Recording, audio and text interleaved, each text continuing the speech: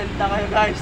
Ito na naman tayo guys. Ito dalawang mekaniko natin. Ito winaskag na naman ang ating makina. Okay, ayan o. Oh.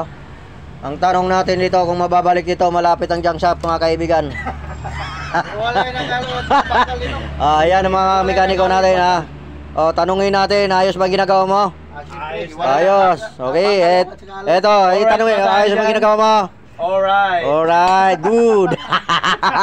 Alright ba tayo? Ayan. Alright. O, wag natin kalimutan ang ating makina magbuhos ng tubig ha. Mga makikita ang tumutulo, like and share, buhusan nyo man buhusan ng tubig ha. Para hindi mapasma. Ito, napasma guys oh. Okay. Buhusan yung basta lumamig guys. O, nasa, papakita mo yung pakita mo yung tama ng piston. Yung piston, pakita mo.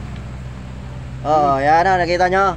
Ayan. Umabot na. May tanda na. Oh, tinanda na. Yung kayod.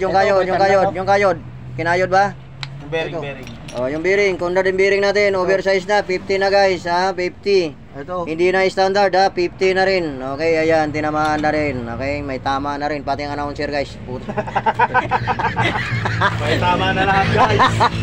Pating announcer, ha, pating announcer guys, may tama na rin. Itong dalawa na to, wala, oh.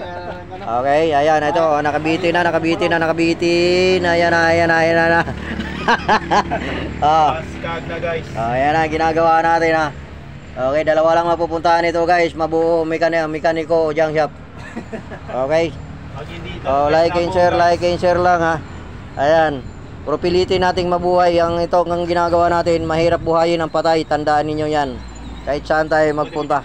Lalo na pag walang budget. Ito na guys, nanganak na. Ayan na guys. Ayan na, winaskag na tuluyan. Una, sana nang makita ko may tama. Tingnan mo yung sigaw dyan kung walang tama. Wala, okay pa. Okay pa? Ayos pa ba? Alright. Alright. Alright ba tayo dyan? Yan, may tama na talaga yung piston. Tanong natin kung aling may tama, yung makina bang ginagawa o yung mekaniko ba guys? Siyempre, yung announcer. Ayan.